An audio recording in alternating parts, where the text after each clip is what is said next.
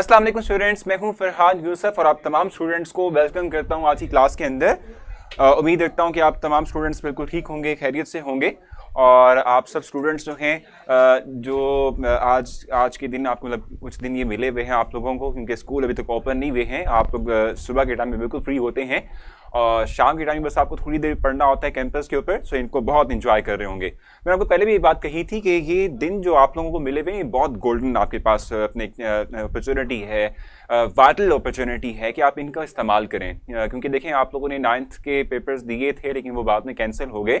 अब 10th के papers की बेस के ऊपर ही आपके ओवरऑल जो है मार्क्स लगने हैं। सो आप पूरी जान लड़ाएंगे कि 10th में आपके मार्क्स बहुत अच्छे आए ताकि आपका टोटल जो है वो 1000+ बन जाए। ठीक है जी, तो आप लोगों ने 10th की क्लास को बहुत सीरियस लेना है और खास तौर पे इन दिनों को बहुत सीरियस लेना है, क्योंकि जैसे ही स्कूल आपके ओपन हो गए ना, तो स्कूल के ओपन होने के बाद क्या होगा कि आप मॉर्निंग में बिजी हो जाएंगे, इवनिंग में आकर शाम को आप जो है हमसे आके पढ़ेंगे। सो आपका स्कूल का काम भी होगा, फिर आपने जो है इवनिंग में जो हमसे पढ़ा उसको भी रिवाइज करना होगा, टेस्ट होंगे तो वो भी आपने जो है तैयार करने होंगे। सो थोड़ा बर्डन हो जाएगा आपके ऊपर। तो अगर आप लोग अभी जो है कुछ एफर्ट कर लें, कुछ अभी जो है आप लोग एफर्ट करके कुछ ना कुछ है सीख पाएं, कुछ ना कुछ आप लोग लर्न कर पाएं, ठीक है, समझ पाएं, तो ये बेहतर अपॉर्चुनिटी है। इन दिनों को आपने ज़ाया नहीं करना, इन दिनों को आपने बहुत अच्छे से और बेस्ट वे में यूटिलाइज करना है। ठीक है, सो इन दिनों को आपने जो है क्या करना है, बहुत बेस्ट वे में यूटिलाइज करना है। जो कुछ हम आपको पढ़ाते हैं वो उसी दिन जाकर जो है ना आप कर दिया करें और उसको पेंडिंग में मत रखा करें। उससे ये होगा कि जो है ना आप साथ साथ तैयारी करते रहेंगे तो आपके लिए इजी हो जाएगा कि आप जो है ना जब पेपर स्कूल आपके खुलें तो आप बासानी जो है बाकी क्लासेस जो हैं जो हो रही थी, जो स्टूडेंट्स बाकी थे उनसे आगे जो है ना अच्छा बेहतर परफॉर्म कर सकें। कोई टीचर आपसे कुछ पूछे, आपको फ़ौरन से आता हो, आप फ़ौरन से जो है इसका आंसर दे दें। ठीक है भाई, तो स्टार्ट करते हैं। हम लास्ट टाइम जो चीज़ पढ़ रहे थे बेसिक तौर पे वो हम डिस्क्राइब कर रहे थे, कुछ बेस की प्रॉपर्टीज़ थी, ठीक है, उनको ही हम पढ़ रहे थे। और मैंने आप लोगों को कल जो है रिएक्शन समझाए थे। पहला रिएक्शन जो मैंने आपको समझाया था वो तो न्यूट्रलाइजेशन रिएक्शन था, मैंने आप लोगों को डिस्क्राइब किया, मैंने आपको समझाया। अब मैं जो है आप लोगों को जो रिएक्शन समझाने वाला हूं वैसी तौर पे है रिएक्शन विद अमोनियम सॉल्ट। ठीक है, हमने एक रिएक्शन समझ लिया था, मैं उस रिएक्शन से नेक्स्ट रिएक्शन जो सेकंड वन रिएक्शन है, ठीक है, उससे स्टार्ट करूंगा और अमोनियम जो सॉल्ट है, ठीक है, उसका रिएक्शन हम देखेंगे विद बेस। ठीक है, बेस के साथ हम जो है अमोनियम सॉल्ट का रिएक्शन बेसिक तौर पे डिस्क्राइब करेंगे। गूगल क्रोम ब्राउजर आपने यूज करना है और आवाज भी क्लियर हो चुकी है, बहुत अच्छी बात है, बहुत पॉजिटिव बात है।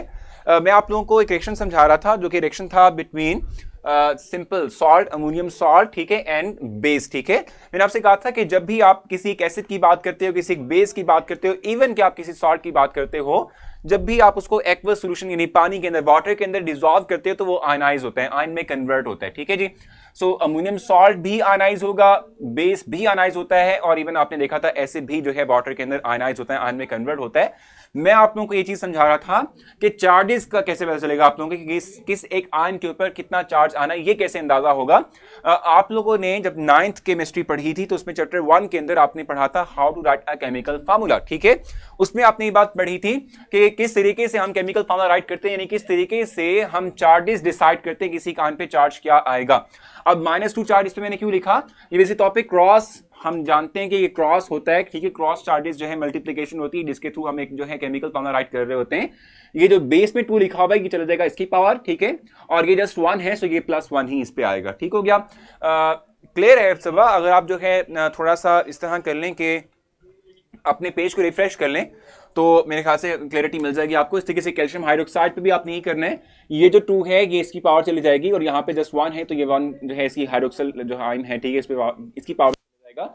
सो हम गेट करेंगे +2, कैल्शियम +2 और हाइड्रोक्सल हम गेट करेंगे 2 होंगे और वो -1 चार्ज कैरी करेंगे। ठीक हो गया, जब एक दफा आपने जो है चार्जेस जो है आइडेंटिफाई कर लिए कि आयनाइजेशन के बाद एक बेस, एक सॉल्ट किस तरीके से आयनाइज होता है, जब ये आपने आइडेंटिफाई कर लिया उसके बाद गेम बहुत आसान हो जाती है, यानी खेल बहुत आसान हो जाता है। आपने ऑपोजिट चार्जेस को जस्ट मिलाना होता है। ठीक है, यानी क्या होगा कि ये जो पॉजिटिव चार्ज है it will combine with sulphate ion यानी कि negative charge and will make calcium sulphate. ठीक है, जैसे आपने चार्जेस को जो है कंबाइन करना होता है। ठीक हो गया।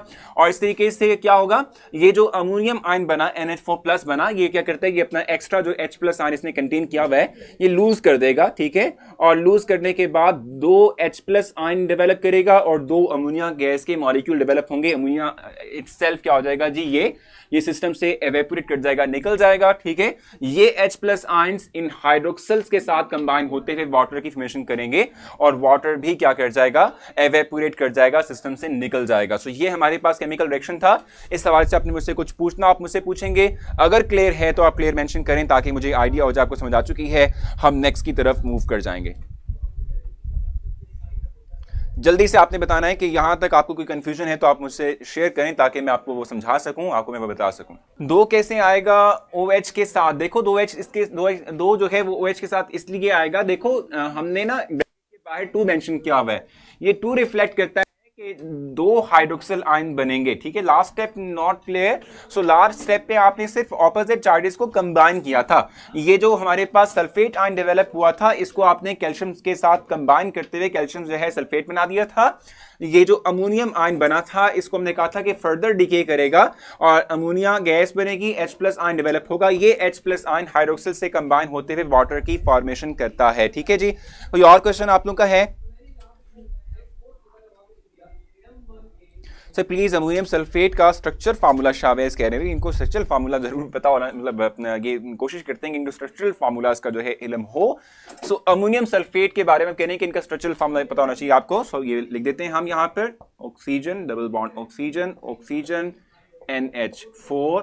यहां पर देख लीजिएगा इस बारे में कि ये जो है कोऑर्डिनेट कोवेलेंट बॉन्ड है इनके दरमियान। ठीक है, और ये प्लस इंटाइटी है, ये नेगेटिव इंटाइटी है। ठीक है जी, O और ये नेगेटिव होती है और ये यहां पर आता है इस तरीके से।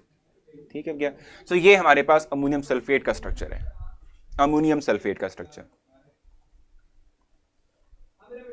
जी, क्वेश्चन अगर आपका है तो आप मुझसे पूछेंगे। नॉट क्लियर, अब्दुल क्वेश्चन पूछें जल्दी से, शाबाश। कौन सा क्वेश्चन आपको कंफ्यूज कर रहा है वो पॉइंट मैं आपको बता सकूं।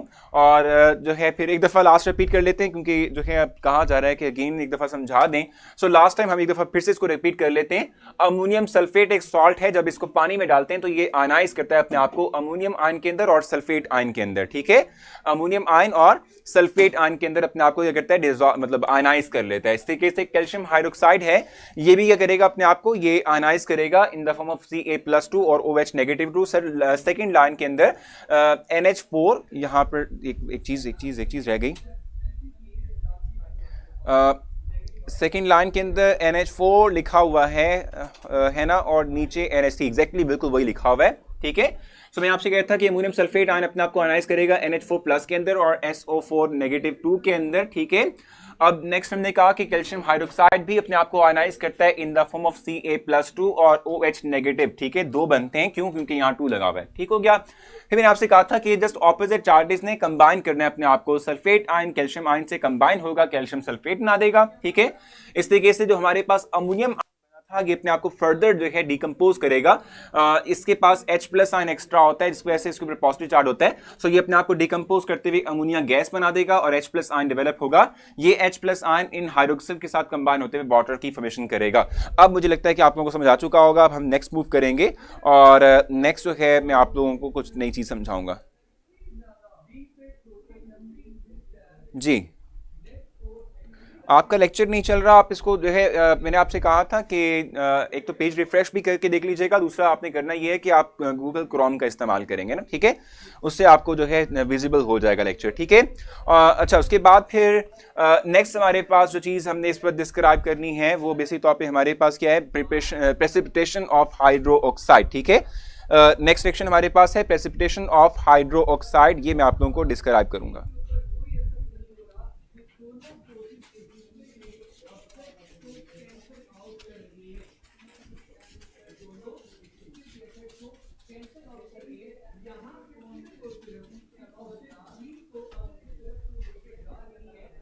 तो हम पढ़ेंगे, डिस्कस करेंगे प्रेसिपिटेशंस ऑफ हाइड्रोक्साइड। इस सवाल से मैं आप लोगों को जो है डिस्क्राइब करूंगा।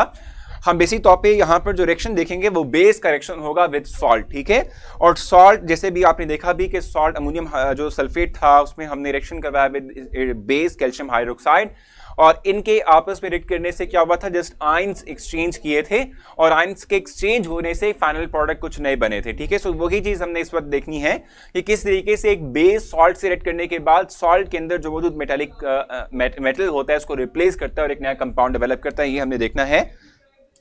सो फर्स्ट रिएक्शन हमारे पास क्या है, कॉपर सल्फेट का रिएक्शन है विद सोडियम हाइड्रोक्साइड। ठीक है, सोडियम हाइड्रोक्साइड हम पढ़ेंगे। इसके थ्रू जो चीज हम गेट कर रहे होते हैं वो हमारे पास क्या है, वो बेसिक तौर पे हमारे पास बनता है कॉपर हाइड्रोक्साइड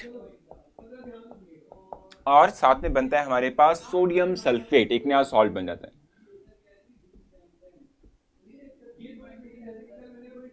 ठीक है, अब इस सेक्शन पे जरा गौर करेंगे। कॉपर सल्फेट को हम जब आयनाइज करते हैं तो क्या बनता है, Cu+2 और SO4-2। ठीक है, ये डेवलप होता है। इस तरीके से हम सोडियम हाइड्रोक्साइड को जब आयनाइज करते हैं तो इसके थ्रू बनता है Na+ और OH- बनता है। ये दो चीजें हमारे पास आ गई। ठीक है जी, एक तो हम क्या करते हैं, कॉपर सल्फेट को आयनाइज करते हैं। कॉपर सल्फेट को आयनाइज मतलब कि उसको जो है आयंस में कन्वर्ट करेंगे, उसको डिसॉल्व करेंगे इनसाइड वाटर। सो कॉपर सल्फेट अपने आप को आयनाइज करते हुए बना देगा Copper+2 और सल्फेट -2 बना देगा। ठीक है, इस तरीके से सोडियम हाइड्रोक्साइड है, इसको हम आयनाइज करते हैं, Na+ बनता है, OH- बनता है। एक दफा जब आपने एक दफा आयनाइज कर लिया ना सॉल्ट को और बेस को, उसके बाद आपने जस्ट ऑपोजिट चार्जेस को करना है, क्या है कि आपने इसको जस्ट मिलाना है, उसके थ्रू फाइनल प्रोडक्ट बन जाएगा। करना क्या आपने यहाँ पे देखो, फाइनल प्रोडक्ट के अंदर कॉपर क्यूप्रस हाइड्रोक्साइड है, सो Cu+2 और OH-। ठीक है, ये क्या करेंगे, कंबाइन करेंगे अपने आप को और कॉपर हाइड्रोक्साइड में अपने आप को कन्वर्ट करेंगे। ठीक है, इस तरीके से सल्फेट आयन अपने आप को जो है कंबाइन करता है विद सोडियम आयन। ठीक है, और बनाता है हमारे पास Na2SO4। ठीक है, सो ये हमारे पास जो है फाइनल प्रोडक्ट्स किस तरीके से बनते हैं कि ये चार्जेस कंबाइन करते हैं अपने आप को और हमारे पास जो है फाइनल प्रोडक्ट बनते हैं। प्रेसिपिटेट बनाने का मतलब क्या होता है कि जैसे लेट्स सपोज आप पानी उबालते हैं, सो पानी के उबालने के बाद जब उसे ठंडा करते हैं तो नीचे तह के अंदर व्हाइट कलर की जो है वो बैठना शुरू हो जाती है, सफेदी बैठना शुरू हो जाती है, उसे हम प्रेसिपिटेट कहते हैं। सो इस तरीके के प्रेसिपिटेट बनेंगे क्योंकि सारा का सारा रिएक्शन जो है वो हम इनसाइड वाटर कर रहे हैं। सो वाटर के अंदर जब ये फाइनल प्रोडक्ट बनते हैं तो ये कुछ नए किस्म के हम कहते हैं क्रिस्टल्स बनते हैं जो कि तह बैठना शुरू हो जाते हैं। इवन मेंशन किया हुआ है कि ये जो हमारे पास बनेगा ये ब्लू कलर का होगा, ब्लू कलर के पीपीटी मेंशन की होगी, पीपीटीज। ठीक है, यानी प्रेसिपिटेट्स बनेंगे। ठीक है जी, क्वेश्चन बताएं इस हवाले से, जो मैंने रिएक्शन आपको एक्सप्लेन किया उसमें कुछ पूछना है आप मुझसे पूछ सकते हैं जी। क्वेश्चन अगर आपका है तो आप मुझे बताएंगे, नहीं तो आप लोग जो है क्लियर मेंशन करेंगे, आपस में डिस्कशन मत करें कि उससे ये होता है कि आप भी बल्कि खुद जो है ना आप फोकस नहीं कर पा रहे होते हैं और इसके साथ साथ जो है आप लोग बाकियों को भी डिस्टर्ब कर रहे होते हैं। प्रेसिपिटेशन का मतलब मैंने अभी बताया आपको लाभिका कि जो है जैसे मैंने आपको एग्जांपल दी कि अगर आप पानी को उबालते हो तो अगर आप उसे ठंडा करते हो तो पानी के तह में सफेदी सी बैठना शुरू हो जाती है, वो बेसिक तौर पे प्रेसिपिटेट्स होते हैं।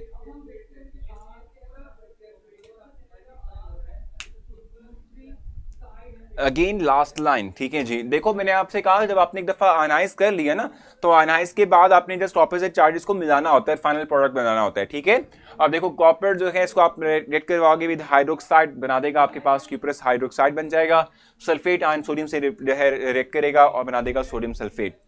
जी लास्ट में मैंने एक्सप्लेन किया अब्दुल।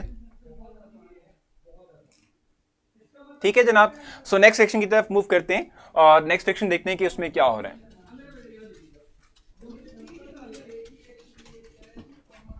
नेक्स्ट सेक्शन में हम रिएक्ट करवा रहे हैं जिंक क्लोराइड को विद सोडियम हाइड्रोक्साइड।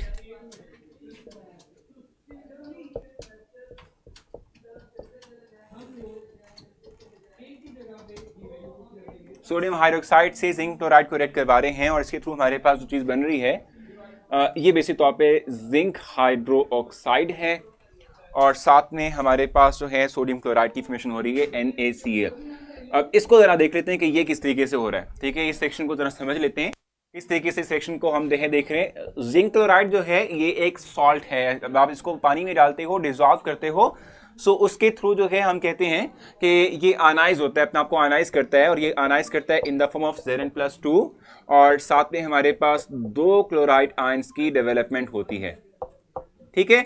इस तरीके से सोडियम हाइड्रोक्साइड बिल्कुल सिंपल एक बेस है, आप जानते हैं ये आयनाइज होने के बाद क्या बनाएगा, Na+ बनाएगा और साथ में 2 हाइड्रोक्सिल आयन जो है इनकी फॉर्मेशन करेगा। ठीक है, जब एक दफा आपने आयनाइजेशन कर ली सॉल्ट की और बेस की, तो उसके बाद आपने जस्ट ऑपोजिट चार्जेस को मिलाना है, ऑपोजिट चार्जेस को कंबाइन करना है और इनके थ्रू आप फाइनल प्रोडक्ट जो है वो गेट करेंगे। सो करना क्या आपने कि यहां पर आप देख रहे हैं जिंक जो हमारे पास Zn+2 है, it will combine with hydroxide ion. ठीक है, और हाइड्रोक्साइड आयन से कंबाइन होते हुए बना देगा जिंक हाइड्रोक्साइड। ठीक है, और दूसरा हमारे पास सोडियम प्लस आयंस हैं, क्लोराइड नेगेटिव आयंस हैं, they will combine together to make the sodium chloride. ठीक है, यानी सॉल्ट बन जाएगा। ठीक हो गया।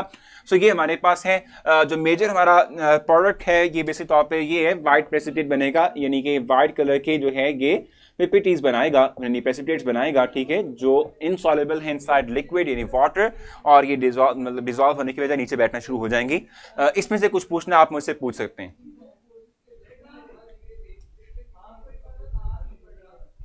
जी, क्वेश्चन।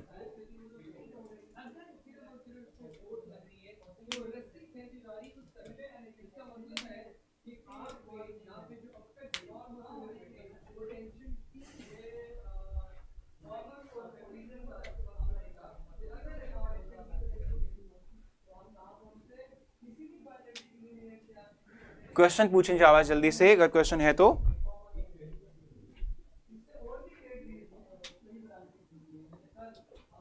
क्लियर है? ठीक है जनाब, तो हम आगे चलेंगे, नेक्स्ट मूव करेंगे। या हम ऐसे ही करते हैं कि पहले हम टेस्ट कर लेते हैं, टेस्ट इनका है ना। ठीक है, सो हम पहले इस तरह कर लेते हैं कि आप टेस्ट जो है लॉन्च कर दें, ताकि ये लोग है पहले कर दें, टेस्ट परफॉर्म कर लें, उसके बाद हम फिर जो है चलेंगे नेक्स्ट, और हम बात करेंगे नेक्स्ट पॉइंट की तरफ। व्हाइट प्रेसिपिटेट का मतलब क्या होता है? व्हाइट तो कलर है, प्रेसिपिटेट्स का मतलब क्या होता है कि सॉलिड सब्सटेंसेस हैं जो इनसॉल्युबल होते हैं इनसाइड लिक्विड यानी वाटर। ठीक हो गया। जिन लोगों को टेस्ट अभी तक डिस्प्ले नहीं हुआ वो करेंगे सिंपली ये कि वो अपना पेज रिफ्रेश करेंगे, और रिफ्रेश करने के बाद आप लोगों को वीडियो के एग्जैक्टली नीचे स्टार्ट टेस्ट का ऑप्शन मिलेगा, उसको आप क्लिक करेंगे तो आपका टेस्ट स्टार्ट हो जाएगा।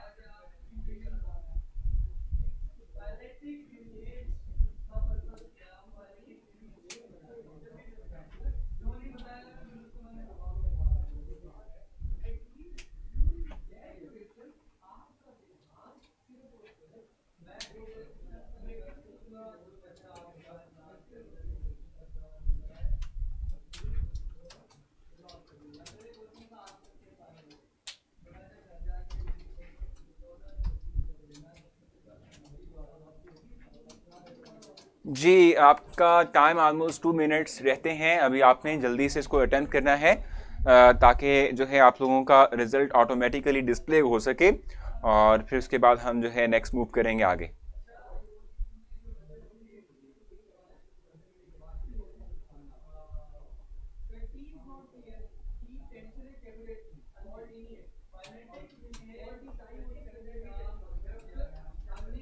जी, आप लोगों को अगर अभी तक भी जो है टेस्ट डिस्प्ले नहीं हुआ तो आप लोग सिंपली करेंगे ये कि आप लोग जो है अपने पेज को रिफ्रेश करेंगे, और पेज रिफ्रेश करने के बाद वीडियो के एग्जैक्टली नीचे आप लोगों को ऑप्शन मिलेगा स्टार्ट टेस्ट का।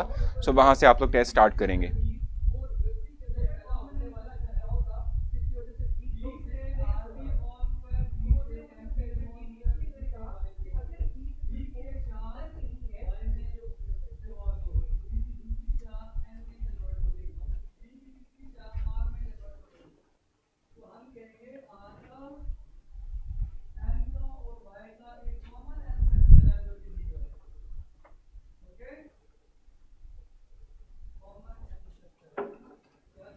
जी,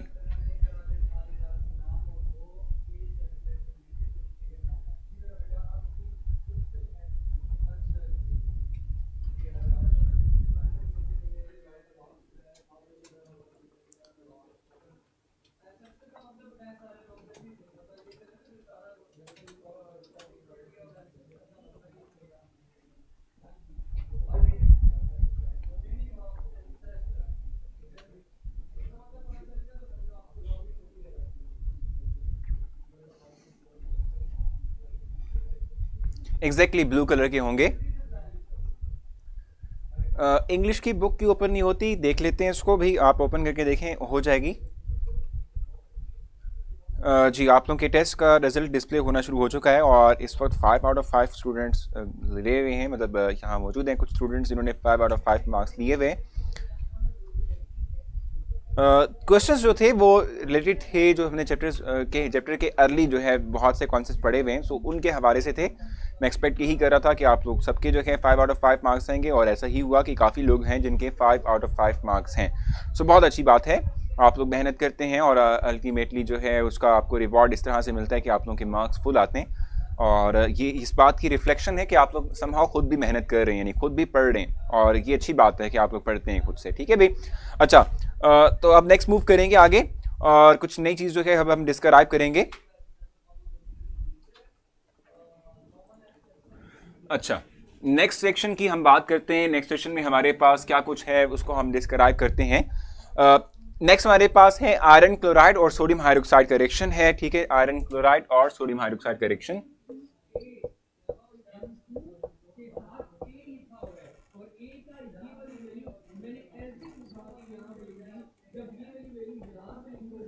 इनका रिएक्शन देखते हैं कि इनके थ्रू हमारे पास क्या बनता है। ठीक है, जल्दी से जो है करते हैं।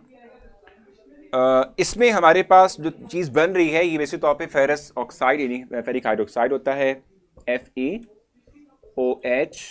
ठीक है, और इसमें हमारे पास जो है होल थ्राइस बनेगा। ठीक है, साथ में हमारे पास जो चीज़ बनेगी एक्स्ट्रा वो बनेगी सोडियम क्लोराइड।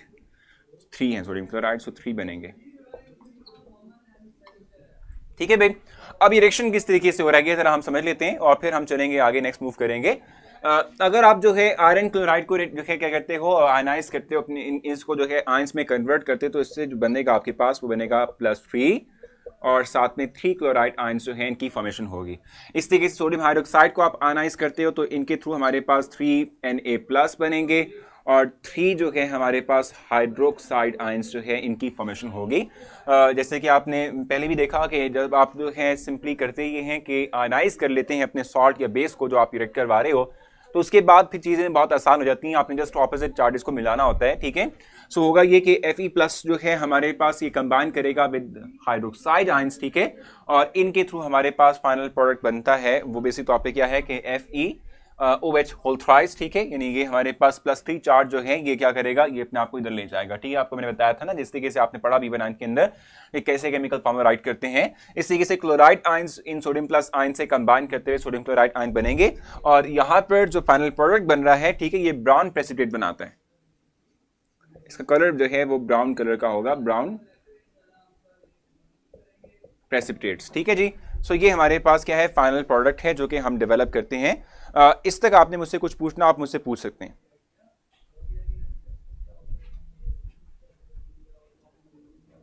जी, यहां तक आपने मुझसे कुछ पूछना है, आप मुझसे पूछें।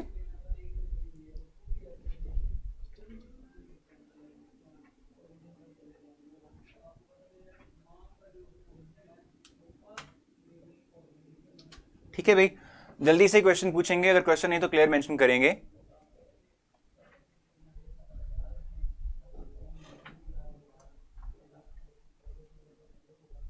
सो ये पबजी यहाँ पर जो डिस्कस हो रही है ये बिल्कुल ठीक नहीं है। आप लोग जस्ट अपने फोकस करें लेक्चर के ऊपर, उसमें कुछ पूछना आप मुझसे पूछें।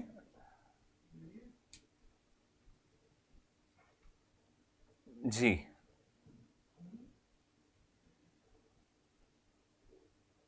क्लियर है।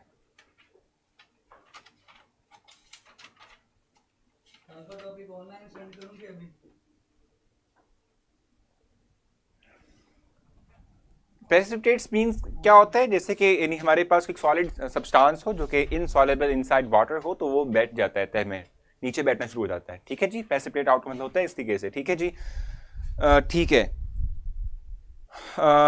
सही है जनाब, तो क्लियर हो चुका है। एक और रिएक्शन हम पढ़ सकते हैं क्योंकि हमारे पास टाइम है, ऑलमोस्ट 6 मिनट्स अभी तक बाकी हैं इस लेक्चर के, सो हम एक और रिएक्शन जो है डिस्क्राइब कर लेते हैं और उसके बाद फिर हम जो है नेक्स्ट मूव करेंगे। ठीक है जी, नेक्स्ट बेसिक तौर पे हमारे पास लेड नाइट्रेट है जिसको हम सोडियम हाइड्रोक्साइड से रिएक्ट करवाते हैं।